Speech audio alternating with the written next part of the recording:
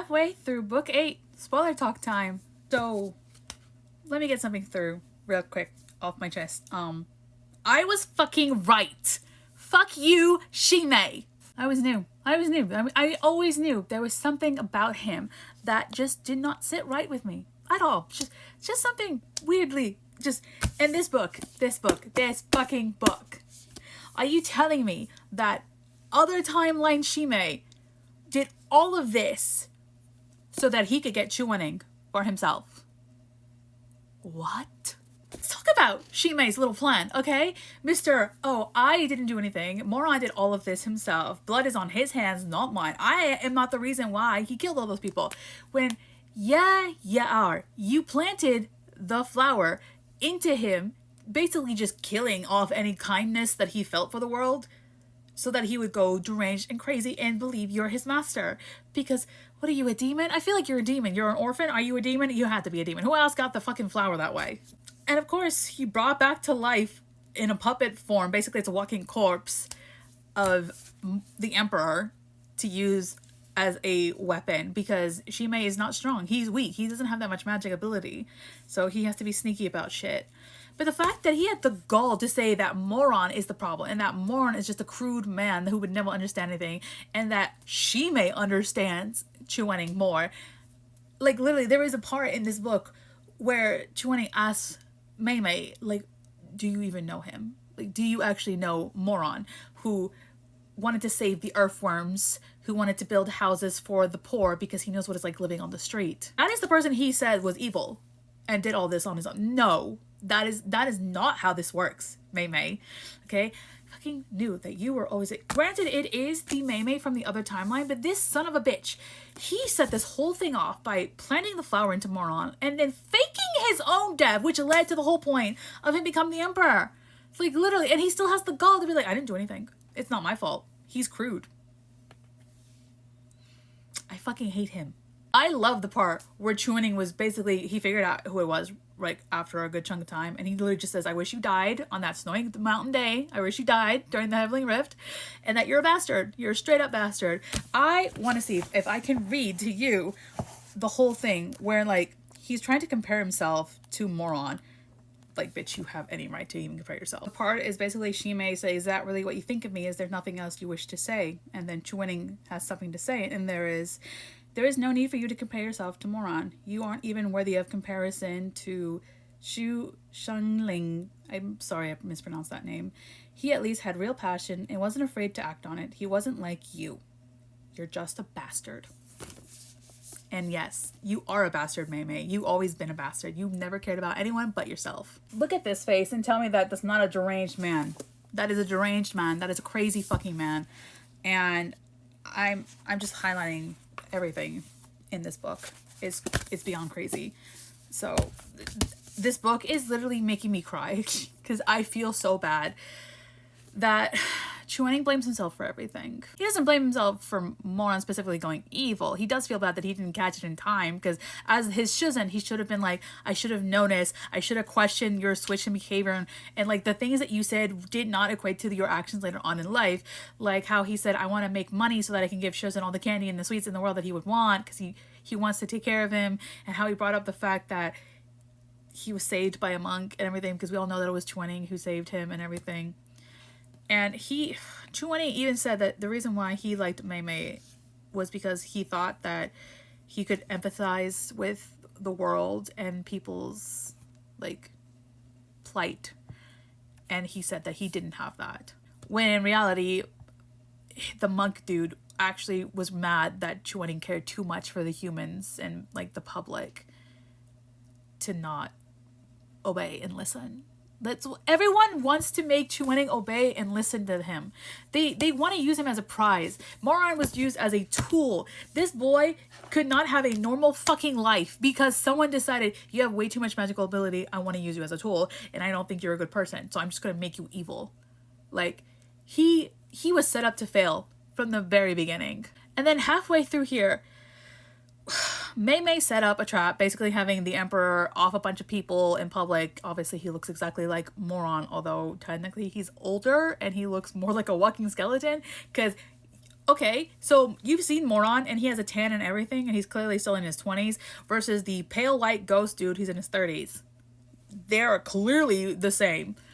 It just tells me that you all are fucking... There was literally a part in this book where the crowd was said that they rather end the life of the wrong man than let him possibly get away. So he was guilty no matter what, even though he technically didn't do anything. So now that he knows that basically Mei Mei has given Chu Wenning back his memories, although even back then Chu Wenning did all of this as a plot to protect Moron, to, you know, stop this, and he's the reason why Moron went back in time and transmigrated.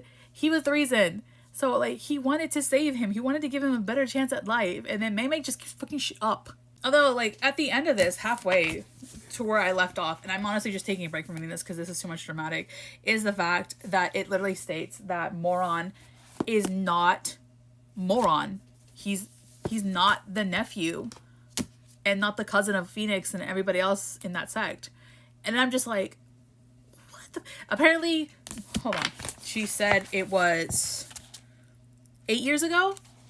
So this is before the whole 5-year thing. So this is before he transmigrated, but he would have to know because he already did this. And I'm just like, so you offed his nephew. Clearly we're getting a lot of like things. Like we literally have just got the backstory in this first half of this book on what happened. Like, how did he transmigrate? Did he actually really transmigrate? And like, yes, he did. The whole thing about the spell of affection being turned into not being affection. And then that made sense to me, like, because in book 1, the dragon said that you have 2 souls imprinted on you, which is Shime and Chu Wenning. And I was just like, 2 souls imprinted on you? Like, when they died, did they just cling onto your body? I was somewhat right. Shime casted the fucking spell to make Moron into an obedient little puppet, where only he would, you know, care about Shime, even though he hates Moron for whatever reason. And Chu Wenning did it so that he could stop the flower from manifesting completely, because once the flower grows too much in you, it's gone. And the flower literally just makes all your grudges worse, makes you want to have revenge, and it literally just destroys all your happy memories. Because there was a point in time where this is how Chu Wenning found out there was something not right. The fact that Moron forgot things that he was taught and his own mother and the earthworm thing. And Chu Wenning was like, you don't remember any of that? Like, how... Forgetting your mom of all things was the red flag, because he was like, you love your mother. Like, there is no doubt in anyone's mind that he loves his mother. So then Chu Wenning in the other timeline started digging and finding out things, and he was just like, oh my god, I'm a horrible teacher because I just let my student go AWOL and didn't help him and didn't notice. And which is true, because like Moron would say really caring sweet things. I'll buy you candy. I want to help the earthworms because they have no one to protect them, and I want to give homes to the homeless. And no one questioned why he turned evil, like, at all. And it was just the fact that Shime instigated this whole thing by faking his death to just make him go off the wall. And honestly, this book is making me cry way too much. And as fucked up as this sounds, I feel like this book is going to hold a very special place in my heart, mostly because this is the first physical dame that I've actually annotated, because I usually stuck to the ebooks to annotate these things. So I'm scared to keep reading because I don't know how many more books there are in this thing, and they're clearly making it shorter so that they can stretch this story out so there's more torture and everything. I'm just... Can we just let Chu Wenning and Moron live in peace? Is that too much to ask? Like, none of this stuff is their fault. Literally, she makes the whole reason everything's in hell right now. So, I fucking knew I should never have trusted that son of a bitch. Not my first rodeo, okay? Anyway, I don't know when I'm going to keep reading this. I want to take a break because I am sick and tired of crying. So, anyone, have a nice day. Finish book 8, spoiler talk time. So, this book made me angry and it made me cry because it literally is just our two mains suffering because of other people. Like, during the time where Moron is essentially reliving the moment where in the other timeline he was accused of crimes he did not commit, except certain ones. And in that timeline, his uncle didn't even want to listen to him, and he straight up attacked him, thus leading Moron to basically just go crazy and just murder everyone. It seems to me that Moron in both timelines really, really cared about his aunt and uncle, even though they weren't blood related, because they were kind, genuine people to him. And his mother had always told him, you should repay kindness and not with revenge, because the last thing she told her son was, do not get revenge for me because your father was a piece of shit. It made me mad that people were saying, like, you were jealous of the madam and who took you in, and I was like, he was a child surviving on a single serving of flatbread.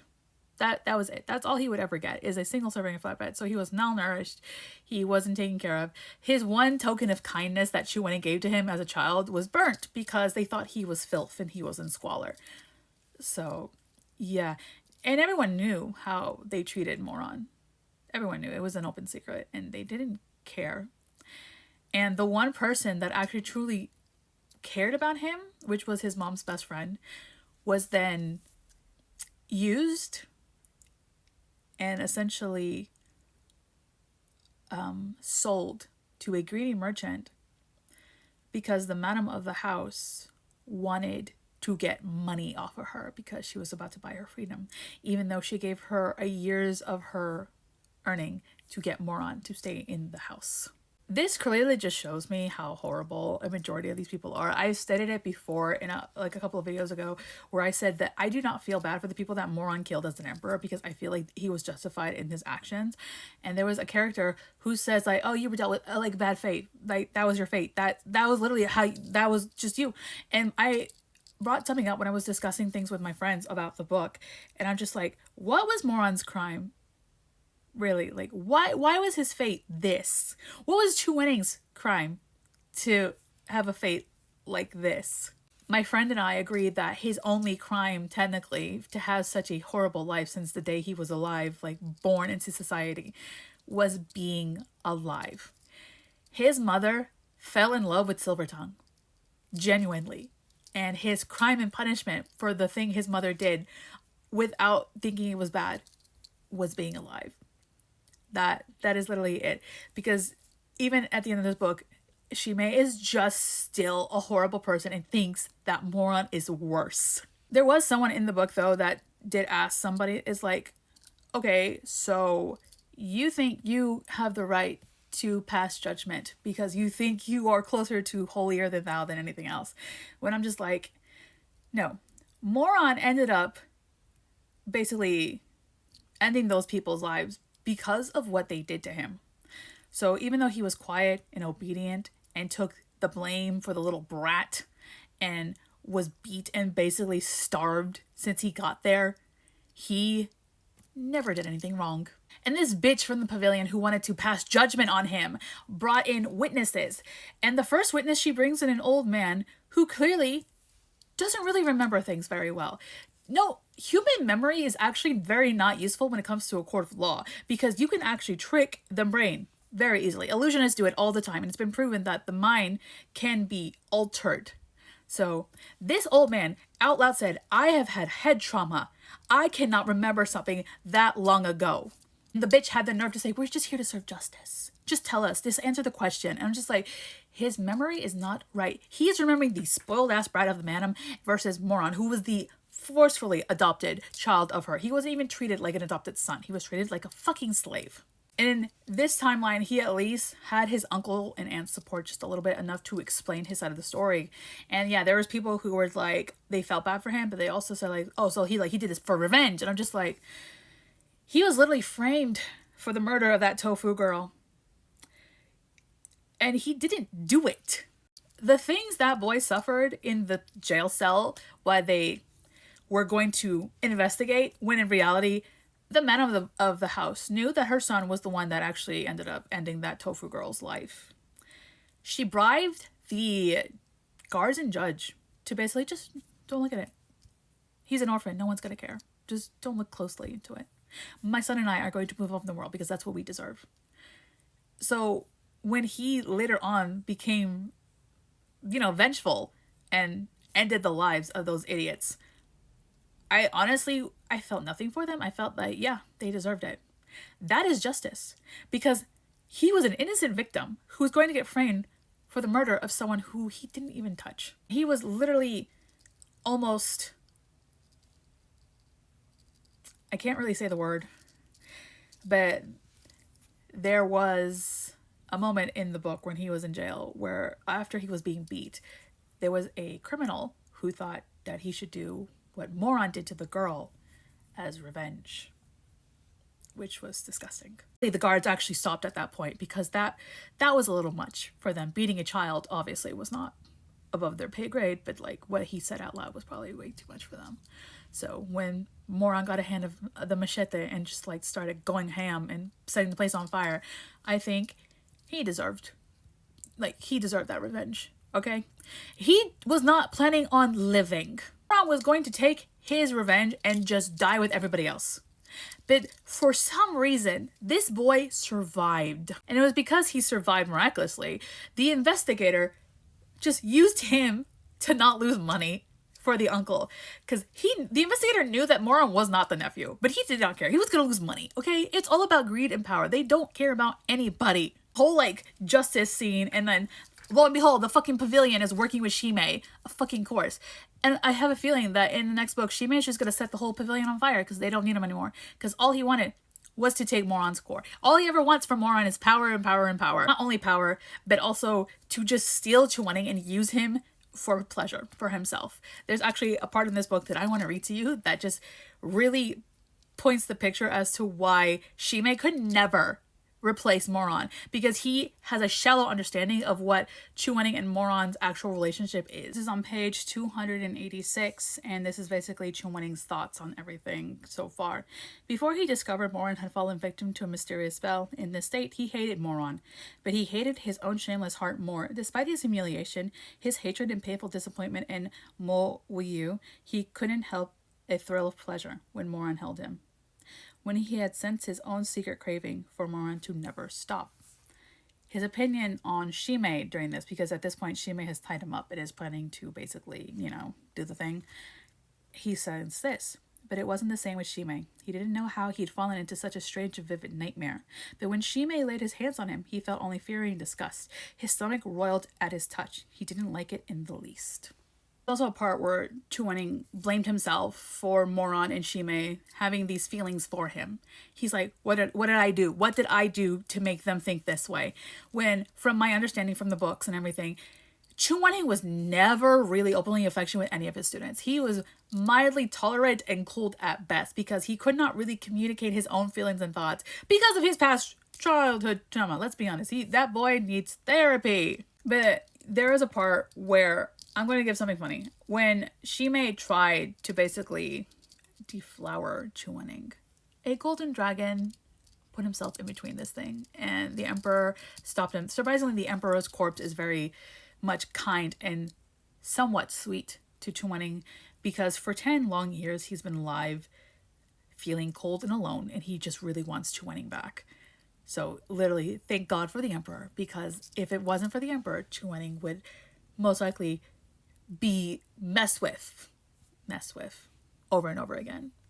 Just let this man live. The next book is probably going to also make me cry and angry. I don't know if it's going to be shorter or longer. If it's going to be long, it's probably going to make me cry even worse. But I'm still looking forward to reading more. I hope things get better. I really, really hope things get better, because this book made me cry and angry so much, but it just proves to the point where the cultivation world doesn't deserve sympathy in my eyes. It never did, and it never will.